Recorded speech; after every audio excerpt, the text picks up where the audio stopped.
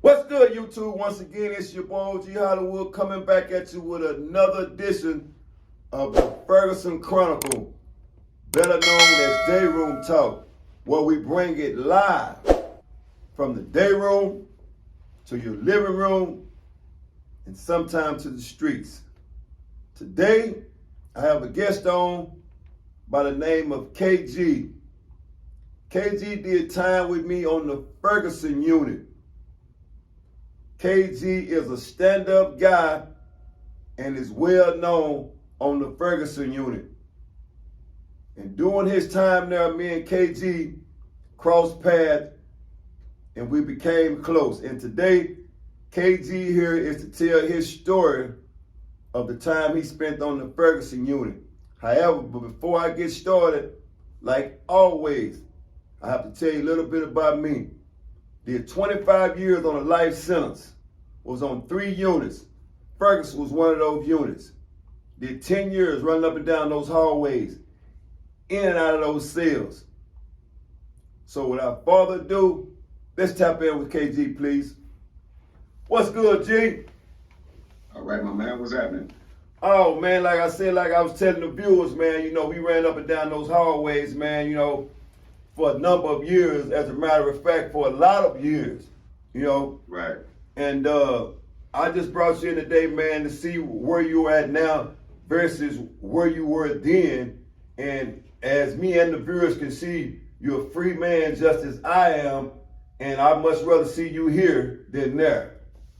Right.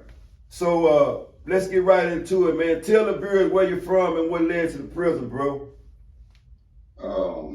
Man, I'm actually from a couple of places, man, you know, because growing up, man, I was never in a stable place. My mom was in Lubbock, Texas. My dad was in Atlanta, and my aunt was in Oakland, California. So I was always bouncing like back and forth.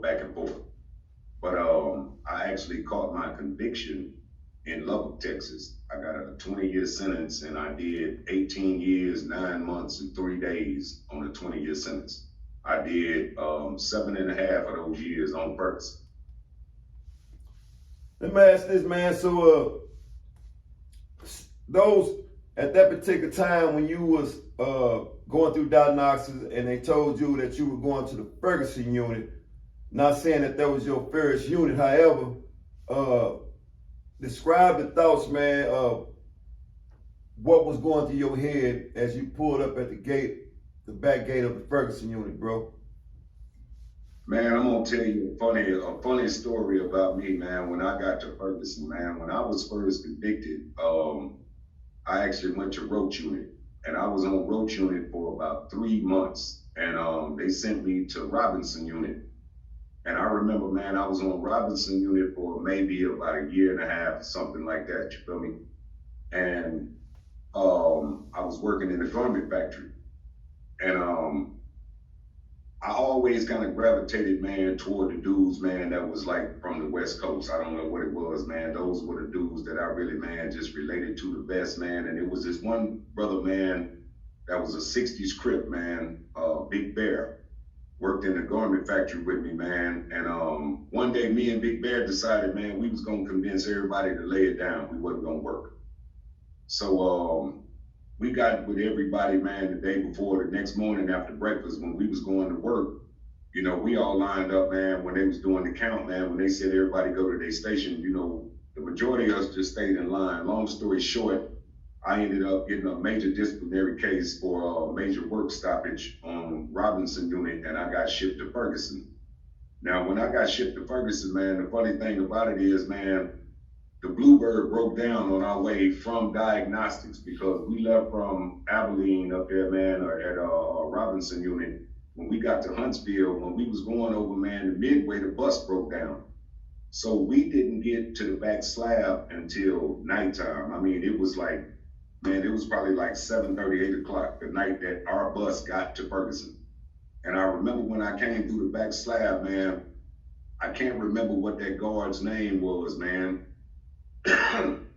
But I had on a pair of white Chucks with some red shoestrings in it.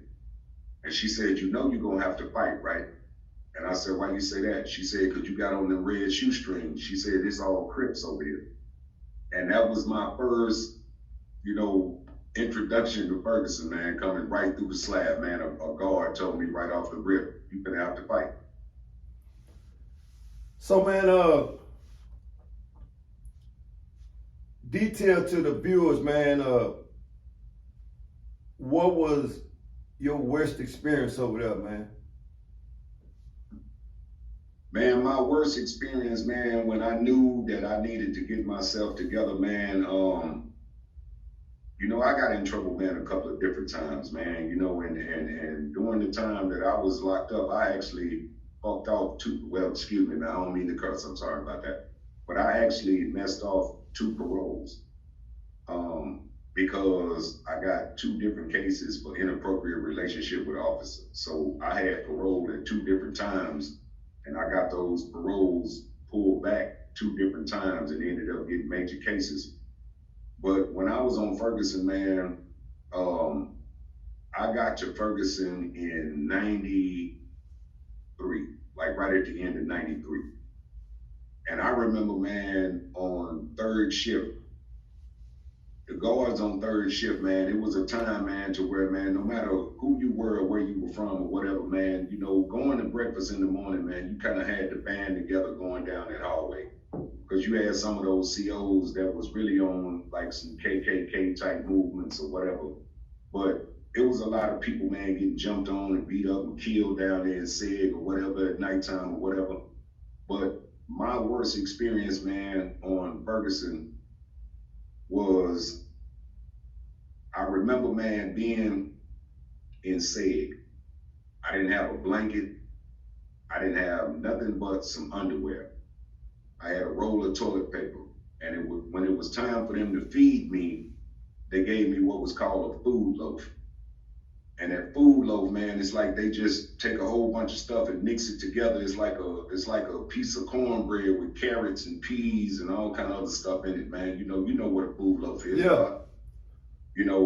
And when they gave me that food loaf and I was in there shivering cold, hungry, that let me know, man, say, man, look, it get worse than being in prison, because there's a prison inside a prison, that they don't tell everybody about, man, so I realized at that time, man, to where I can either come home worse than I was, or I can come home better than I was, but I knew, man, I wasn't gonna stay, man, in the same situation, in the mindset that I was in, man, and be eating food loaves. So let me ask this, being in SEG, not knowing what the expectations of SEG, brought upon you, right? Let's talk about after you was released from SEG. How did you continue to process prison after you were released from SEG? Man, it's funny, man, I tell my wife this, man, and I tell people, kind of stories about this, man. A lot of time people who have not experienced incarceration, man, and they never know anything about what really go on behind them walls, they think that prison is what you see on TV, and I tell people all the time, man, that, we didn't experience prison like that. I don't mean to say this in a crazy way, man, or in a manner, man, to make me sound like, man, that I was grateful for that situation, whatever, man. But we found a way, man, to make incarceration fun while we was there. Because we had to make it what we needed it to be in order for us to survive. And just getting out of SEG, man, and realizing, man, that, hey, man, look, I want to do something different, man. Think about it, man. When you on certain custodies, man, you can't even have visitation. And then if you do get visitation, man, if they finally give you visitation rights, man, you can't have contact visitation, man. You in that cage. You're not even sitting across from that little partition, man. You in that, they got you caged up in that box, and I wanted to be able, man, to see my daughters and see my mom and hug my mom and see my sisters. And I got out, man, and I knew, man, that I wanted something better for Keith when I got home, man. So I mean, man, I just started doing what I needed to do, man, to better me, man. I mean, it took me some college classes, took me some vocational classes. You know, I still got into my little scuffles, man, and you know, little trouble or whatever. But basically, man, I just tried to do what I needed to do, man, to come home a better dude. That was it. So let me ask this. So, uh, after processing all that, man, and going through the formalities of getting out of SEG and climbing back to your status, which was minimum custody, where you were able to get contact visits and things of that nature, right?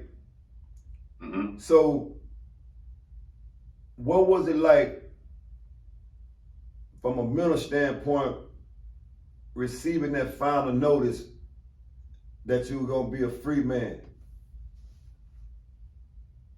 Man, when I actually came up for parole, man, I had got sent to the Central Unit, and I had went down there, man, to finish school. Because I remember, man, there was this warden that had came over on Ferguson Unit, man, this black dude, I think his name was Thomas. This black warden had came over there, man, and I was out on 3 or 4 dorm, man, and I remember the dude said that everybody, man, that was on gang file, that was S2s, he was gonna ship them, and he shipped everybody that was an S2 that was on gang file. So I ended up going to Robinson Unit, man. I mean, no, I went to, Robinson Unit. Was that Robinson? No, I went to Clemens and Amarillo. I went to Clemens Unit in Amarillo, and I stayed up there a couple of months, man, and I ended up going to Central Unit for school. And I came up for parole again, you know, and I remember, man, I was working in the laundry, and I didn't know what day I was going home, man. You know, as I say, you know, I had already blown 2 paroles, man, previously. You know, I had already, man, made parole twice on my sentence, man, and blew the paroles twice. You know, so this particular time, man, when I was up for parole, man, I said, you know, all of the stuff that I was doing, man, and everything I was involved in, I was still doing it, man, but I wasn't just, you know, trying to do it the way that I was. But I remember it was a CO that I was real cool with, you know, that I'm cool with to this day.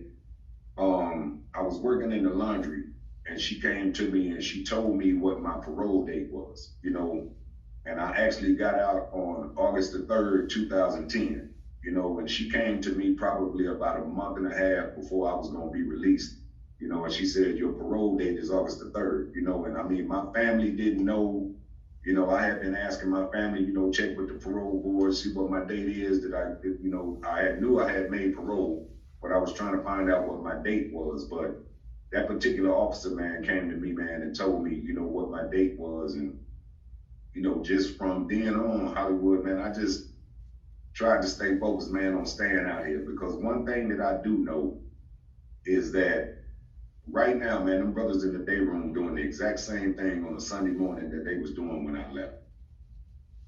You know, they going through the same routine, man, that they was going through when I left, man. And that's a place or an environment that's not going to change, man. And I just, you know, I don't want no parts of that, man. So all the brothers, man, that came home that are actually doing good and doing some positive things, man, I commend that. So let's talk about some of those programs that you took advantage of, and what, if you did receive any kind of degree while you were in prison, and what did it take for you to stay focused and apply yourself so that you could accomplish those prison goals that you set out for yourself? Actually, man, I got an associate's degree, and then I went ahead, man, and continued my education, man, and I got a bachelor's degree while I was locked up. I actually, man, took several vocational classes, man, auto body, auto mechanics. When I was on Ferguson, I had got in mapping and graphics for a little while, man, and I was really interested in that, man, because, you know, that's a field that's really, really big right now, man, with technology improving. But there were just things, excuse me, there were just things, man, that I wanted to get into, man, because of the family that I came from. You know, out of all my siblings, man, and everybody in my family, I'm the only one that ever got in trouble. You know, my family pushed education. You know, it was like you're not dropping out of school. None of that stuff, man. So basically, man, me with my family, I was like way, way to the left. You know, I was outside of what everybody else was doing and everybody else did, but education was always to the forefront, and I was always a good student when I was in school. When I was going to school, I was always a pretty good student, so when I was actually going to school, man, when I was incarcerated, it was easy for me, man, because I never did have a problem with studying and reading and everything, man. I was always kind of like a closet nerd, basically. But I never had a problem, man, with studying and everything, man. And I excelled in college, man, when I was in prison, man, because I immersed myself in those lessons. When I was going to school, man, we were studying and we had tests coming up and we had little homework and stuff to do, man, just like a regular college student. We coming back to the motherfucking cell, we coming back to the cell block with books and everything. We had to study and put our work in order to get those grades. I had to realize, man, that, hey, man, this is not a prison grade. This is actually really a college education. This is a real college course, a real grade. And I gave it my all, man. So it wasn't really hard for me, man, because getting in them books was fun to me, man, to get away from everything else that was going on up and down them cell blocks and them hallways. Let me ask this. So now that KG's free, right? Let's talk about the struggles that you faced since you've been free from the Texas Department of Criminal Justice, man. Man, it's been a lot. It's been a lot. But one thing that I can say basically is that in today's times, man, our biggest obstacle, man, when we come home, man, I think sometimes, man, we put too many expectations on other people, man, and not put those expectations on ourselves. Because right now I know too many brothers, man, who are excelling and doing really, really, really well, man, that did way more time than me, man, that had worse crimes than me or whatever, man. But you can't define that brother by what they did in the past. When I came home, my biggest thing was the technology change. Because when I got incarcerated, man, everybody had beepers. Cell phones was just now kind of starting to come out, man, and everybody had beepers. When I came home, man, people was looking at TV on their phone, man. I remember, man, my niece took me to Walmart, and I went in Walmart, and I was going in there to give me some hygiene and some underclothes and everything. And I remember, man, I stood on this hygiene aisle at Walmart up in Cedar Hill. I stood on this hygiene aisle, man, for like about 20 minutes, bro. And I was just looking at all this different kind of toothpaste and mouthwash and all of this, and I was amazed. I was like, man, I could choose from all of this stuff. And it was like culture shock. And seriously, bro, because we were like always allowed, man, to buy one or two different things, man. We didn't have a variety of stuff to choose from. It was either take the state stuff or buy this Colgate, and that was it. Also, man, when I got ready to leave, man, I remember, man, my mom had set me up this bank account, man, and I had a debit card. Bro, I didn't even know how to use a debit card. I had to get my niece to help me set up the PIN on the debit card. I remember, man, going to self-checkout at the store. When I got incarcerated, they didn't have self-checkout out the store. So I remember, man, going to the self-checkout thing and standing there for a minute, man, trying to figure out how do I scan this stuff and pay for it and then run my card and do all of this. So, it was a lot, man. And I was fortunate enough, man, while I was incarcerated, a couple of those college classes that I took, I had access to use a computer. And that was one of my major setbacks when I came home. I'm not going to say I was computer illiterate, but I was almost there, So there was a lot that I had to learn how to do in order to catch up, man, with the pace that the world was going when I came home. So let me ask this.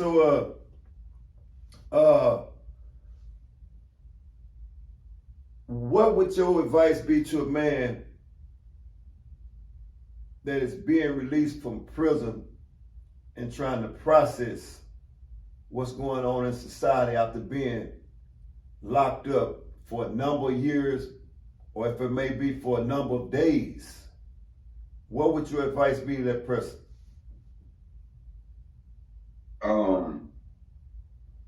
I'm going to say this, man, based on, things that I've experienced with myself, man, and things that I've seen, man, with other brothers, man, who were in our same situation.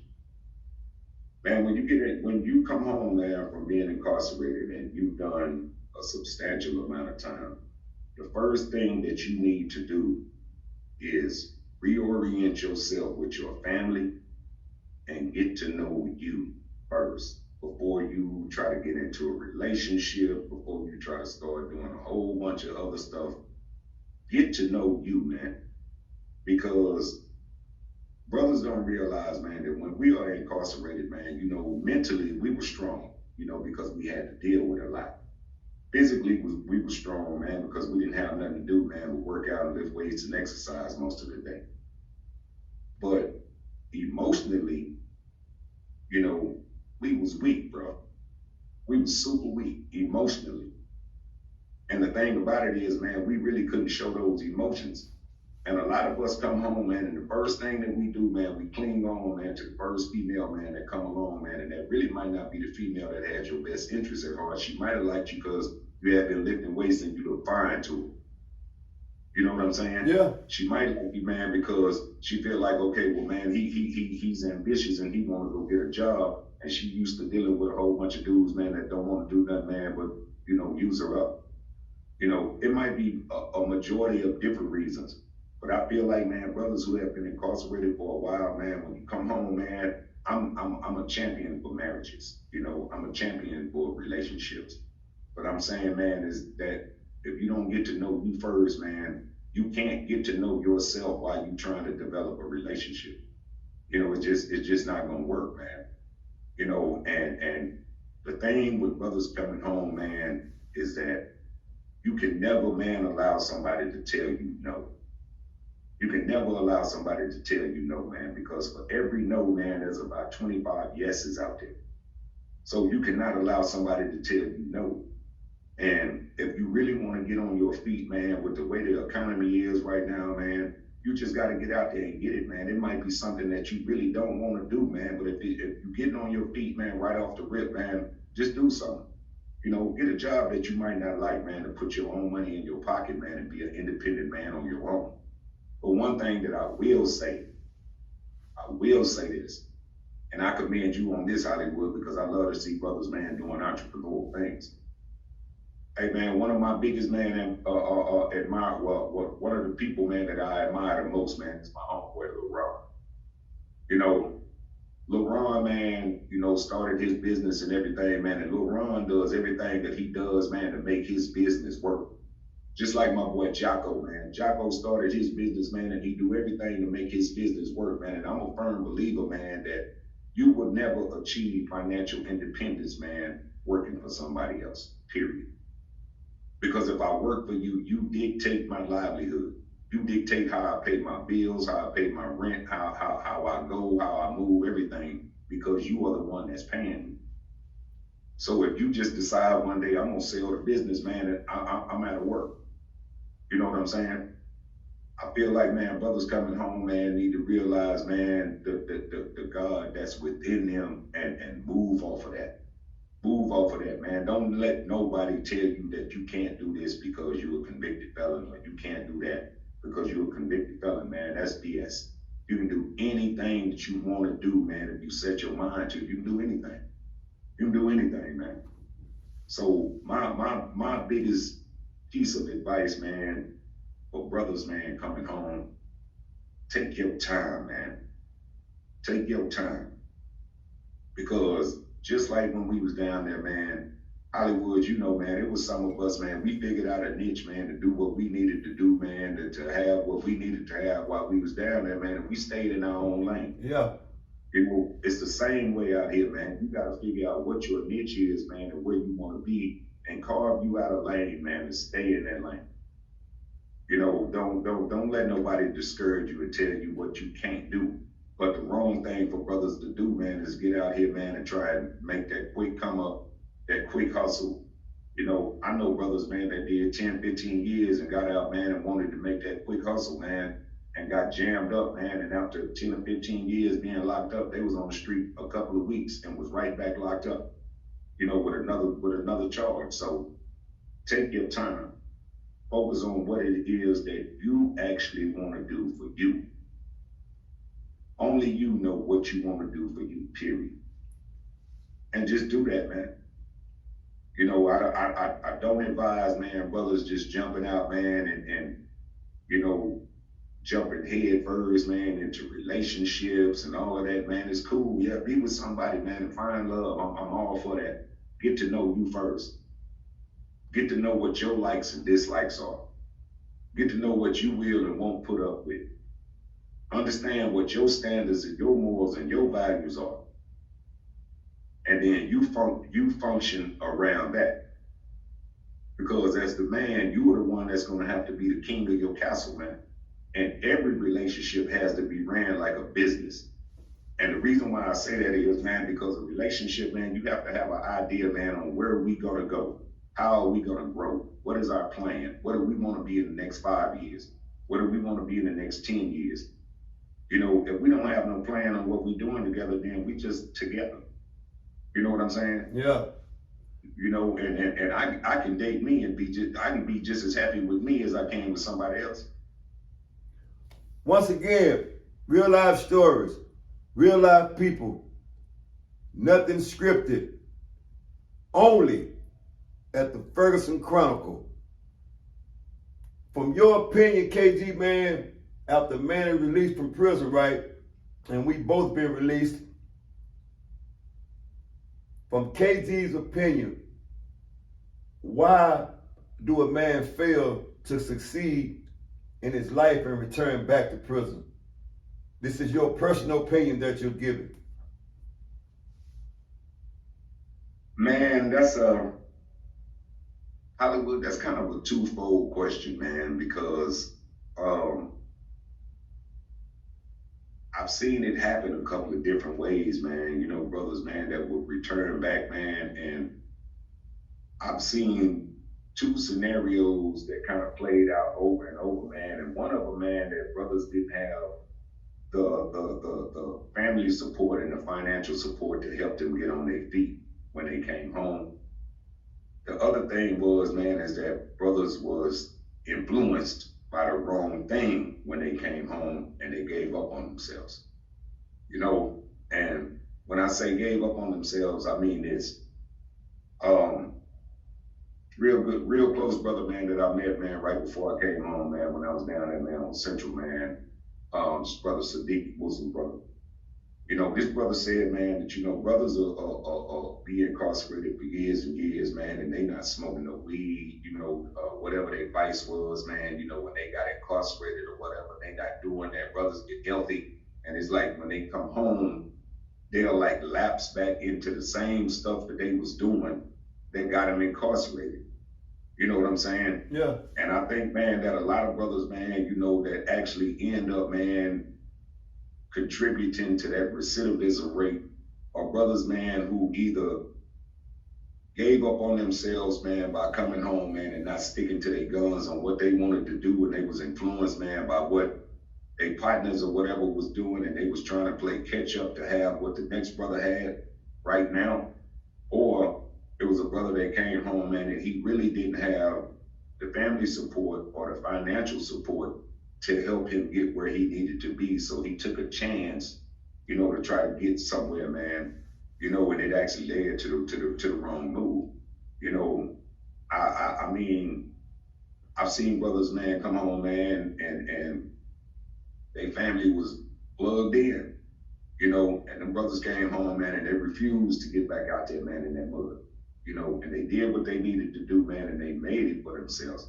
I seen brothers, man, that came home, man, and was at home, man, a few days, man, and pulled a little stick up, man, to try to get some money and get jammed up. You know, I mean, it's a duality, man. So every person, I feel like Hollywood is every person, I feel like, man, that's going to be a different story, man, or a different individual situation, man, because all of us, man, when we came home, and everybody came home to a different situation. You know, some of us came home to our moms, our sisters, our kids, halfway houses, our wife. You know, I mean, it was different situations. Some of us had great family support and had everything that we needed when we came home. Some of us came home, man, and we didn't have a pot to pee in.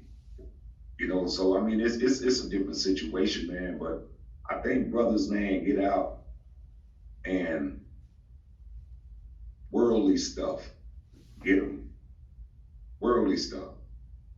You know, brothers want you know, Hollywood got a Benz, man, and a Jag and a big house, man. And that was my partner when I got locked up. I was running with him every day, man. I want what he got. Mm-hmm. You know what I'm saying? So I'm gonna jump right out there, man. And I have no idea, man, what they've been doing while I've been gone, man, because the whole structure of the streets didn't change. You know what I mean? Yeah. The whole structure of the streets didn't change. So I have really no idea, man, what's going on. I'm just going on the word of the few people that I may know, you know, in the few little circles, man, that I may still have, man, that's out there. And I jump right out there, man, and I do something I didn't have no business doing, man. You know, I just think, man, that brothers just really coming home, man, brothers need a serious support system. And one thing that I'm gonna say, man, this about a lot of us. A lot of us, Hollywood, man, don't admit, man, they say, brother, we need counseling. Mm-hmm. A lot of us, man, don't admit, man, that we need counseling, man, because we've kept so much pent up for so long, man, never discussed things, man. Couldn't go to your homeboy on the pod and tell him certain shit. You know, certain stuff, man, you couldn't even write and put it in a letter because they screening all your mail coming in. Yeah. You know, it was certain things, man, that we kept pent up inside emotionally, to where a lot of brothers, man, are emotionally scarred, man, and they haven't let it go. You know, it's still there. You know, and that's one thing, man, as brothers, man, and I can say, like I tell you again, man, I commend you for this platform, man, because it's a way, man, for brothers to kind of, you know, reconnect, man, and hear each other and see each other, man. But at the same time, man, we can form, man, some networks, man, to where, you know, I'm here anytime a brother want to talk, man. You know, if I'm in a position, man, where I can help, man, if a brother need anything, man, if I'm in a position, I'm gonna be there for you, man. You know, for all the brothers, man, that's in the Dallas-Fort Worth area, man. You know, I'm in DFW, man. So, you know, I know that I formed relationship with guys, man, when I was on Ferguson Unit, man. And me and these brothers, man, are closer than my biological family. Mm-hmm.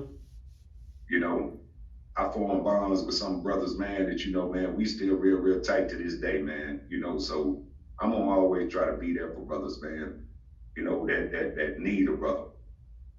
So, in KG's personal opinion, and your opinion matter to me, because I've known you for a long time, what would your advice be to the family of an incarcerated inmate that has just been released to society on how to help him excel to the next level?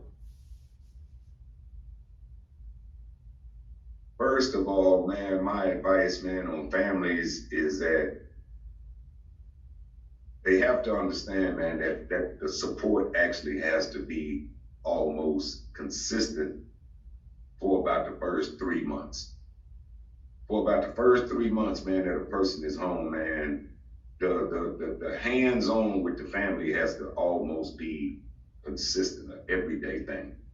You know, because you got to keep in mind, brother, we came home, man, we had to go get driver's license, birth certificates, social security cards. I mean, just, you know, go and report, and I mean, just all kind of stuff, man. And then, like with me, man, when I came home, because I wasn't born in the United States, it took me like about 6 months, man, just to get a social security card and a birth certificate. Yeah. So I couldn't even get a driver's license, and I had a car, you know. And families, man, when they realize that you have a loved one coming home from prison, before that person gets home, go ahead and establish certain things in the household that that person is going to have when they get home.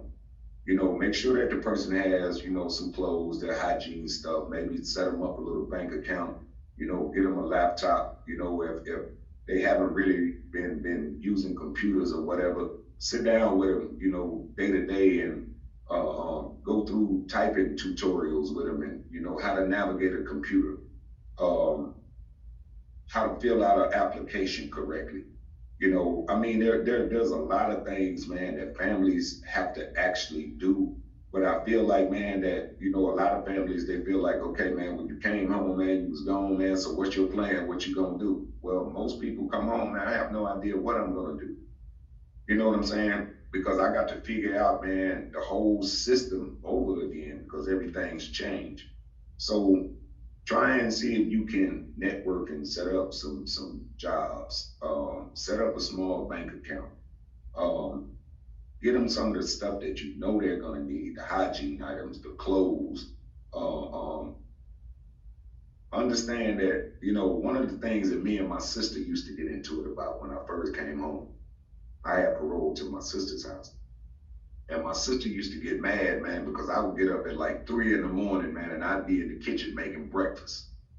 You know, Yeah. she'd get mad, you know, because I'm in the kitchen at that time of the morning. And I told her, I said, you have to understand that over the last 18 years, this is the time of the morning I've been eating breakfast. My body clock is set to that. Yeah. You know, so there's adjustments to where the family has to understand that don't feel like the person coming home has to adjust to everything that you're doing. They have to adjust, but not to everything that you're doing. But you have to understand too, that you have to adjust to accommodate what they have been, you know, used to.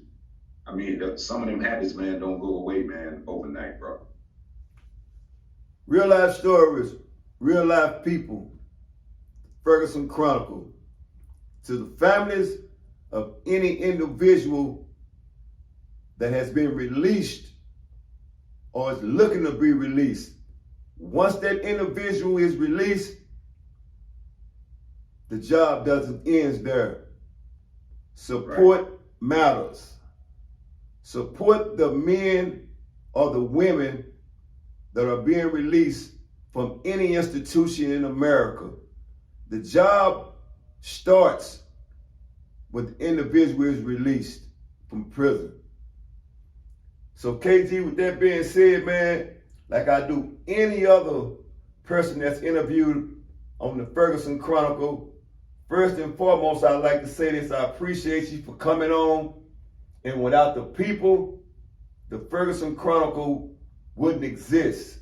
It's never about OG Hollywood. It's all about the people. Because me, as an ex-con and an ex-offender of the Texas Department of Criminal Justice, I know how important it is to express yourself, because like you said, from a mental standpoint, it's so much that's built in, and at some time and point, it needs to come out. So this is the reason for this platform here. It's never to glorify prison. Once again, it's never to glorify prison. The mental stress that is brought up on an individual that's in the Texas Department of Criminal Justice is so tremendous that sometimes a man can't handle society, and his only exit is to return back to the Texas Department of Criminal Justice. But this platform was built to alleviate some of that trauma that a man has been through. In other words, reach one, teach one. So with that being said, KG, I'll allow you to close this show on any note that you choose to, bro. I'm gonna say this, man, to all the brothers, man, to all the brothers who are at home, man, the brothers who I had the opportunity, man, to meet and cross paths with. man, you know, I respect y'all, man, and I still love you guys, man. I'm proud of what y'all doing. To the brothers, man, who are incarcerated, man, who do have the opportunity, man, to still hear our voice, man, and hear from us. Hey, man, reach out, man. You know, y'all need something, man, holler at me. You know, if you can get in touch with me, man, there's certain brothers I still stay in touch with. But on a closing note, man, I just want to say, man, we got to all stay tight, man. You know, it's funny, man, that my wife, man, call us the fraternity. You know, because, you know, it's always seemed to be some brother, man, that I was on Ferguson with that I'm always linking up with, man, you know. So she say that we are the fraternity, you know. So we do have a fraternal order, man, as brothers, man, to where, like you say, each one teach one, you know, because iron sharpens iron. So if we want all of our brothers, man, to come home and we all keep doing good, man, and not get back into that recidivism rate, and we start showing some of these younger brothers, man, a different way to go, man, before they even head that way, iron has to sharpen iron, you know. So we got to just stay tight on each other, man, and keep growing and building, man. Ferguson Chronicles, nothing is ever scripted. Real life people, real life stories. KG, I appreciate you for coming on, man. And like always, man, may God bless you, your family, and everything around you, bro. Salute. Salute, peace, God.